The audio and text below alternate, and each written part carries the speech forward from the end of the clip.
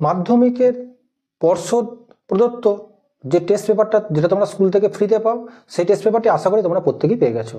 আজ থেকে তোমাদের মাধ্যমিকের পর্ষদ প্রদত্ত টেস্ট পেপারের গণিতের অংশগুলি আলোচনা করব। আজকের ভিডিওতে তোমাদের এমসিকিউ, শূন্যস্থান পূরণ এবং সত্য মিথ্যার অংশগুলি আলোচনা করব। পরবর্তী ভিডিওতে সংক্ষিপ্ত তৈরি প্রশ্নগুলো নিয়ে আলোচনা করব। তোমাদের দীর্ঘতমী প্রশ্নে যদি কোনো সমস্যা থাকে অবশ্যই আমার কমেন্ট বক্সে জানাবে। আমি পরবর্তী ক্ষেত্রে দীর্ঘতমী প্রশ্নগুলো নিয়ে আরও ভিডিও আপলোড করব।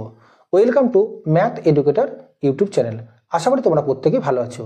আজকের ভিডিওতে তোমাদের মাধ্যমিকের পর্ষদ প্রদত্ত টেস্ট পেপারের গণিতের অংশগুলো আলোচনা করব। যারা এই চ্যানেলকে সাবস্ক্রাইব করেছো তাদেরকে অসংখ্য ধন্যবাদ। যারা এখনও চ্যানেলটিকে সাবস্ক্রাইব করেনি তারা অবশ্যই চ্যানেলটিকে সাবস্ক্রাইব করো এবং পাশে থাকা বেল আইকনটি ক্লিক করে নোটিফিকেশন মোডটি অলে সেভ করে দাও, যাতে ভিডিও আপলোড করার সঙ্গে সঙ্গে নোটিফিকেশনটি তোমার কাছে পৌঁছে যায়। তোমরা ভিডিওগুলো স্কিপ করে দেখবে না। যদি ভিডিওগুলো স্কিপ করে দেখো তাহলে কিন্তু সব জিনিস তোমরা বুঝতে পারবে না। তাই চলো আর দেরি না করে ভিডিওটি শুরু করা যাক। এখন আমরা মাধ্যমিকের পর্ষদের টেস্ট পেপারে প্রথম school BT road government sponsor high school, যার পেজ নম্বর হচ্ছে 374, এর এমসিকিউ, শূন্যস্থান পূরণ এবং সত্য মিথ্যার অংশগুলো আলোচনা করছি। দেখো, প্রথম প্রশ্ন একের দাগের আগের প্রশ্ন কি বলেছে? শতকরা বার্ষিক সরল সুদের হার কত হলে কোনো টাকার 4 বছরের সুদ আসলের 8/25 হবে? এখানে আমরা আসলটাকে অর্থাৎ পিটাকে ধরে নিচ্ছি এক্স টাকা। বার্ষিক সরল সুদের হার যেটা আর, এটা আমরা বের করবো, অর্থাৎ জিজ্ঞাসা চিহ্ন দিলাম। আচ্ছা, টি এখানে সময় তোমার বলে দিয়েছে কত না 4 বছর বলেছে। মোট সুদ আয় সেটা কত বলেছে না আসলের 8/25 অর্থাৎ 8x/25 টাকা। এবার সরল সুদের সূত্র তোমরা কি জানো না আই সমান সমান হচ্ছে P/100। এবার এখানে যদি তুমি মানগুলো বসিয়ে দাও তাহলে আয়ের জায়গায় হচ্ছে 8x/25 সমান সমান P সমান কত x, আর তুমি বের করবে টি হচ্ছে 4 বাই এখানে 100 লিখে নাও। ওই পক্ষ থেকে x কেটে দাও, 4 25 100, এই 25 কেটে দাও, তাহলে অতএব আর সমান কত বেরোলো 8%, যেটা তোমার আছে অপশান ডি এর মধ্যে। এবার আসি 2 এর অঙ্কটা। দেখো, একের দাগের 2 এর অঙ্কটা কি বলেছে না kx² - 5x + k = 0 এই দ্বিঘাত সমীকরণের বীজদ্বয় সমান এবং বাস্তব হবে যদি k এর মান কত হবে। দেখো, বীজদ্বয় সমান এবং বাস্তব হওয়ার শর্ত কি না b² - 4ac = 0। তাহলে এখান থেকে b সমান কত তোমার না -5, তার স্কোয়ার -4 ইন্টু এ কত তোমার কে, সি কত এখানেও কে, এটা = 0। তাহলে 5 স্কোয়ার করলে 25 -4k² এটা = 0। তাহলে এখান থেকে আমরা লিখতে পারি -4k² সমান কত না -25। উভয় পক্ষ থেকে এই মাইনাস আমরা যদি কেটে দিই তাহলে k² সমান কত আসছে তোমার 25/4। তাহলে বা দিয়ে কে সমান প্লাস মাইনাস বর্গমূলের ভেতরে 25/4, তাহলে প্লাস মাইনাস 25-এর বর্গমূল 5, 4-এর বর্গমূল 2, অর্থাৎ +-5/2, যেটা তোমার আছে অপশান বি এর মধ্যে। এবার আমরা একের দাগে 3 অঙ্কটা করবো। দেখো, একের দাগে 3 অঙ্কটা কি বলেছে? দুটি সদৃশ ত্রিভুজের ক্ষেত্রফল যথাক্রমে 36 বর্গ সেমি ও 25 বর্গ সেমি। প্রথম ত্রিভুজের একটি বাহু দৈর্ঘ্য 9 সেমি হলে দ্বিতীয় ত্রিভুজের অনুরূপ বাহু দৈর্ঘ্য কত হবে? দেখো, যেহেতু ত্রিভুজ দুটো তোমার কি বলেছে সদৃশ ত্রিভুজ, তাহলে প্রথম ত্রিভুজের ক্ষেত্রফল কত বলে দেওয়া আছে 36 বাই দ্বিতীয় ত্রিভুজের ক্ষেত্রফল কত বলে দেওয়া আছে 25, সেটা সমান সমান প্রথম ত্রিভুজের অনুরূপ বাহু 9 বলে দেওয়া আছে। তাহলে দ্বিতীয় ত্রিভুজের অনুরূপ বাহুকে আমরা x ধরে নিলাম। এটা যদি কাটাকাটি করো 9 4 36, তাহলে এখান থেকে আমরা x সমান কত বলতে পারি না 25/4। এটা ভাগ করলে কত আসছে 6 4 24, অর্থাৎ 6.25 সেমি, যেটা তোমার আছে অপশান সি এর মধ্যে। এবার আসি আমরা 4-এর দাগের অঙ্কটা। দেখো, 4-এর দাগের অঙ্কটা কি বলেছে? সাইন থিটা এবং কস থিটা এর ক্ষুদ্রতম মান হবে যদি থিটার মানটা তোমার 0 থেকে 90 ডিগ্রির মধ্যে থাকে। অর্থাৎ তোমাকে বের করতে বলেছে সাইন থিটা প্লাস কস থিটার মানটা কি বলেছে তোমাকে ক্ষুদ্রতম হবে যখন থিটার মানটা তোমার কতর মধ্যে বিরাজ করবে। দেখো, এখানে একটা জিনিস লক্ষ্য করে দেখো, সাইন থিটা এবং কস থিটার ক্ষুদ্রতম মান, যেহেতু থিটার মানটা তোমার বলে দেওয়া আছে কত না 0 থেকে থিটার মানটা 90-র মধ্যে সীমাবদ্ধ আছে। দেখো, সাইনের সব থেকে ক্ষুদ্রতম মান কত আমরা জানি, সাইনের সব থেকে ক্ষুদ্রতম মান যদি 0 ধরি আমরা, তাহলে সাইন 0 0 হবে, আর কস 0 কত হয় 1 হয়। ঠিক অনুরূপভাবে যদি আমরা থিটার মানটা 90 ধরি তাহলে সাইন 91 এবং কস 90 কত হয় 0 হবে। তাহলে এই যে মানটা তোমরা যদি যেভাবে বসানো কেন, তাহলে এর ক্ষুদ্রতম মানটা কত হবে না সর্বদা কিন্তু তোমার 1 হবে, যেটা তোমার আছে অপশান বি এর মধ্যে। এবার আসি 5 দাগের অঙ্কটা। দেখো 5টা কি বলেছে, একটি লম্ববৃত্তাকার শঙ্কুর ব্যাসার্ধের দৈর্ঘ্য r/2 একক এবং তির্যক উচ্চতা 2l একক হলে সমগ্র তলের ক্ষেত্রফল কত হবে। দেখো শঙ্কুর সমগ্র তলের ক্ষেত্রফলের সূত্র কি জানি না, পাই r into r plus L, এটা হচ্ছে সমগ্র তলের ক্ষেত্রফলের সূত্র। কিন্তু তোমার এখানে মানগুলো একটু চেঞ্জ করা আছে। দেখো এখানে তোমার ব্যাসার্ধটা বলা যায় কত, r/2, অর্থাৎ পাই ইন্টু r/2, আর তির্যক উচ্চতা তোমার বলে দেওয়া আছে কত না 2l একক। তো এই ক্যালকুলেশনটা যদি আমরা করি তাহলে পাই r/2, এখানে যদি 2 লসাগু করে দিই তাহলে কত আসছে r প্লাস 4l। তাহলে এটা তোমার এলো কত, pi r into r plus 4l by কত 2 দিয়ে 4। তাহলে এটাকে আমরা যদি একটু সিম্পলিফিকেশন করি, পাই আর এটা হয়ে যাচ্ছে তোমার r/4, আর এটা ভাগ করে কত আসছে l, অর্থাৎ পাই r into r/4 plus l, যেটা তোমার আছে অপশান বি এর মধ্যে। এটা তোমার উত্তর। এবার আসি 1 দাগের 6 অঙ্কটা। দেখো 1 দাগের 6 অঙ্কটা কি বলেছে না, 6, 7, x, y, 10, 14 রাশিগুলোকে মানের ঊর্ধ্বক্রমে সাজানো আছে এবং এই রাশি তত্ত্বের মধ্যমা তোমার বলে দেওয়া আছে কত না, মধ্যমা বলা আছে তোমার 15। তাহলে x প্লাস y এর মান তোমার কত হবে সেটা তোমাকে নির্ণয় করতে বলেছে। দেখো যেহেতু মধ্যমা তোমার 15 বলে দেওয়া আছে, তাহলে এখানে কতগুলো সংখ্যা আছে গুনে নাও, 1, 2, 3, 4, 5, 6টা সংখ্যা আছে। তাহলে 6টা সংখ্যার মধ্যমা কত হলো, মাঝের দুটো সংখ্যার মধ্যমা হবে। তাহলে এখান থেকে আমরা বলতে পারি x প্লাস ওয়াই বাই 2, এটা সমান কত, মধ্যমা তোমার কত বলে দেওয়া আছে 15 আছে। তাহলে এটা কোনাকুনি যদি গুণ করে নাও তাহলে x প্লাস ওয়াই সমান 15কে 2 দিয়ে গুণ করলে কত আসছে, 15 2 30, যেটা তোমার আছে অপশান সি এর মধ্যে। এটা হচ্ছে তোমার উত্তর। এবার আমরা 2 দাগের 1 অঙ্কটা করবো। দেখো 2 দাগের 1 অঙ্কটা কি বলেছে, একটি গ্রামের বর্তমান জনসংখ্যা p এবং প্রতি বছর জনসংখ্যা বৃদ্ধির হার 2% হলে n বছর পর জনসংখ্যা কত হবে। দেখো সমার বৃদ্ধি যে সূত্রটা তোমার নিশ্চয় জানো, p into 1 plus r/100 whole to the power n, অর্থাৎ p ইন্টু 1 প্লাস আর এখানে কত বলেছে 2r/100, কত বছর পর বলেছে n বছর, যেহেতু বৃদ্ধি হচ্ছে তাই প্লাস, হ্রাস হলে কি করবে মাইনাস করবে। তাহলে এটা কাটাকাটি করে নাও, 2 5 100 হলো। তাহলে এখান থেকে p into 1 plus r/50 whole to the power n, এটা হচ্ছে তোমার উত্তর। এবার আসি আমরা 2 দাগের অঙ্কটা। দেখো 2 দাগের 2 অঙ্কটা কি বলেছে, x প্লাস 2 ও x মাইনাস 3 এর মধ্য সমানুপাতি যদি x হয় তাহলে x এর মান কত। দেখো মধ্য সমানুপাতির ক্ষেত্রে আমরা জানি কি, দেখো x প্লাস 2 এবং x মাইনাস 3 এর মধ্য সমানুপাতি কত বলেছে তোমার, x বলেছে। তার মানে মধ্য সমানুপাতির ক্ষেত্রে কি জানি না, যে দুটো সংখ্যার মধ্য সমানুপাতি বের করতে হবে সেটার গুণফল সমান কি না, যেটা মধ্য সমানুপাতি তার কি হয় বর্গ হয়। এবার এটা যদি তুমি ক্যালকুলেশন করো, অর্থাৎ x² এটা হয়ে যাচ্ছে minus 3x plus 2x minus 6, এটা মাইনাস x² করে নাও ইকুয়াল টু 0। তাহলে এই x² কেটে দাও, তাহলে এটা কত বিয়োগ করে আসছে তোমার মাইনাস x, এই 6টা ডান দিকে নিয়ে গেলে প্লাস 6 হয়ে যাচ্ছে। তাহলে এখান থেকে তোমরা লিখতে পারো x সমান কত মাইনাস 6, এটা হচ্ছে তোমার উত্তর। এবার আসি 3 দাগের অঙ্কটা।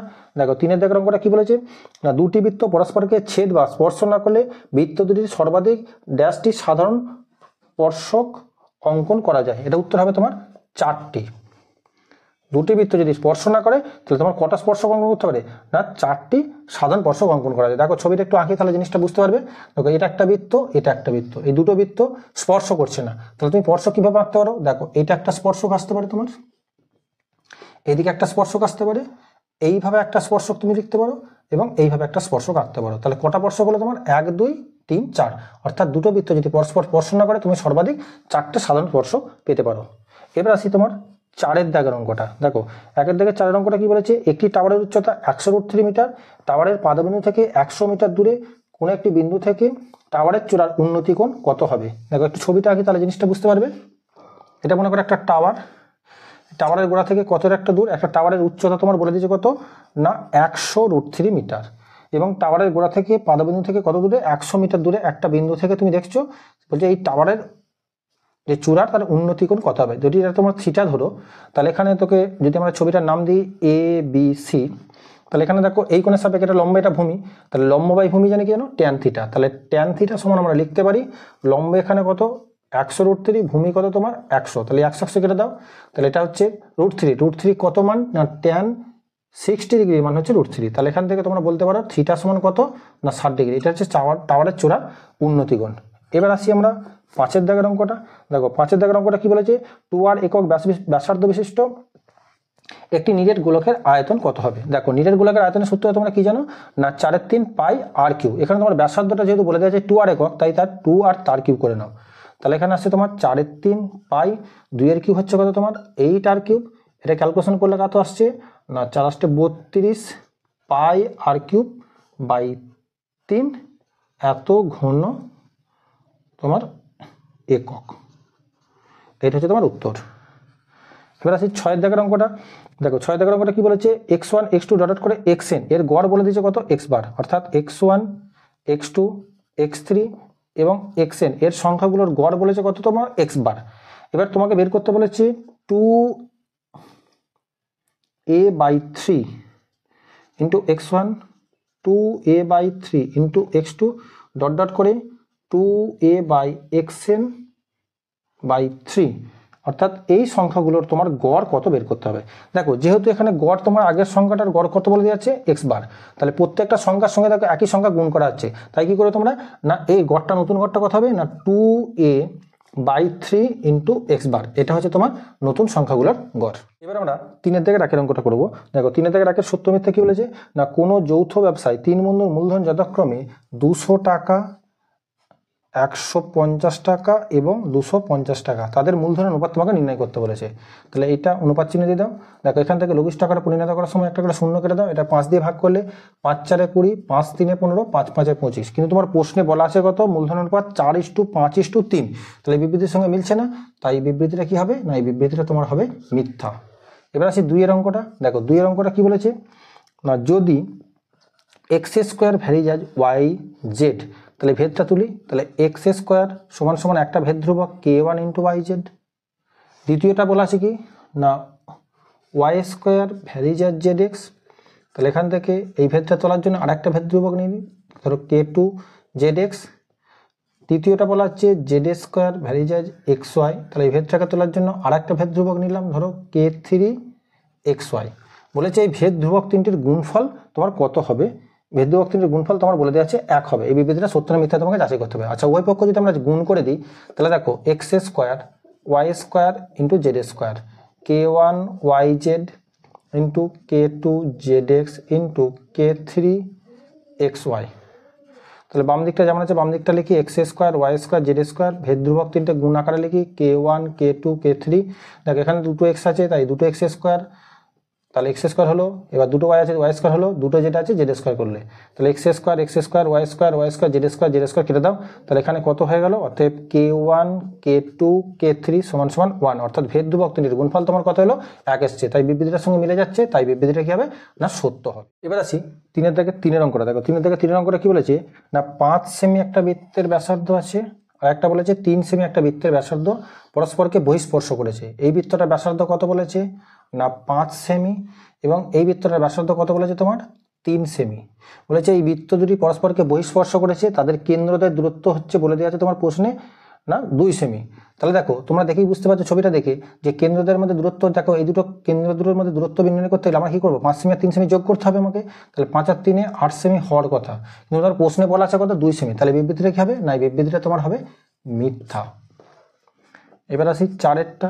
দেখো 4 এরটা কি বলেছে না sine of 12 degree minus of cos of 78 degree এর সরলতম মান তোমার 1 বলেছে। এই বিবৃতিটা সত্য না মিথ্যা তোমার যাচাই করতে হবে। দেখো সাইন 12 যেমন আছে এটা সাইন 12টা লিখে নিলাম, এই কস 78টাকে আমরা লিখতে পারি 90 ডিগ্রি মাইনাস 12 ডিগ্রি, এটা সাইন 12 যেমন আছে লিখে নিলাম। আচ্ছা কসের সঙ্গে পূরক কে জানো নিশ্চয়ই সাইন, তাহলে কস 90 ডিগ্রি মাইনাস থিটা সমান তোমরা কি জানো না সাইন থিটা, অর্থাৎ সাইন 12 ডিগ্রি। তাহলে এখানে সাইন 12 কেটে যে কত দূর হচ্ছে তোমার 0, কিন্তু তোমার বিবৃতি অর্থাৎ প্রশ্নে বলা আছে কত 1 বলা আছে, তাহলে বিবৃতিটা কি হবে না এই বিবৃতিটা তোমার মিথ্যা হবে। এবার আসি 5 এর দাগের অঙ্কটা। দেখো 5 এর দাগের অঙ্কটা কি বলেছে না 16 15 17 16 15 x 19 14 17 এই তথ্যগুলোর সংখ্যাগুরু মান তোমার বলে দেওয়া আছে 15, তাহলে বলেছে এক্স এর মান তোমার কত হবে, এক্স এর মান বলে দেওয়া আছে 15। আচ্ছা তোমরা এই জাতীয় প্রশ্নগুলোর ক্ষেত্রে মনে রাখবে সংখ্যাগুরু মান যত হবে এক্স এর মানও কিন্তু ততই হবে, অর্থাৎ তোমার এখানে সংখ্যাগুরু মান যদি 15 হয় তাহলে এক্স এর মান কত হবে না এক্স এর মানও তোমার 15ই হবে, তাই বিবৃতিটা কি হবে না বিবৃতিটা তোমার সত্য হবে। এবার আসি 6 এর দাগেরটা। দেখো 6 এর দাগের প্রশ্নটা কি বলেছে 7 সেমি দৈর্ঘ্যের ব্যাসার্ধ বিশিষ্ট একটি নিরেট অর্ধগোলকের ক্ষেত্রফল হচ্ছে 392 পাই বর্গ সেমি। দেখো যেহেতু গোলকটা বলেছে তোমার অর্ধগোলক বলেছে, তাহলে অর্ধগোলকের ক্ষেত্রফলের সূত্র তোমরা কি জানো না নিরেট অর্ধগোলকের ক্ষেত্রফলের সূত্র হচ্ছে 3 পাই আর স্কোয়ার। 3 পাই আর এখানে তোমার কত না 7, অর্থাৎ 7 স্কোয়ার। করে নাও। তাহলে 3 পাই 7 স্কোয়ার কত আসছে 49, 49কে 3 দিয়ে গুণ করলে কত আসছে 3 7, অর্থাৎ 147 পাই বর্গ সেমি, যেটা কিন্তু তোমার প্রশ্নে বলা আছে কত না 392 বর্গ সেমি। তাহলে বিবৃতি রেখে হবে না, এই বিবৃতিটা তোমার মিথ্যা হবে। মাধ্যমিকের পর্ষদের টেস্ট পেপারের গণিতের বাকি অংশগুলির সমাধান পেতে এখনই চ্যানেলটিকে সাবস্ক্রাইব করো এবং পাশে থাকা বেল আইকনটি ক্লিক করে নোটিফিকেশনের মোডটি অলে সেভ করে দাও, যাতে ভিডিও আপলোড করার সঙ্গে সঙ্গে নোটিফিকেশনটি তোমার কাছে পৌঁছে যায়। আমরা পরবর্তী ভিডিওতে সংক্ষিপ্ত তৈরি প্রশ্নগুলো নিয়ে আলোচনা করব। তাই যারা চ্যানেলকে সাবস্ক্রাইব করেছো তাদেরকে অসংখ্য ধন্যবাদ। ভিডিওটি শেষ পর্যন্ত দেখার জন্য ধন্যবাদ। তোমাদের ভবিষ্যৎ উজ্জ্বল হোক এই কামনা করে আজকের ভিডিও শেষ করছি। দেখা হচ্ছে পরের ভিডিওতে।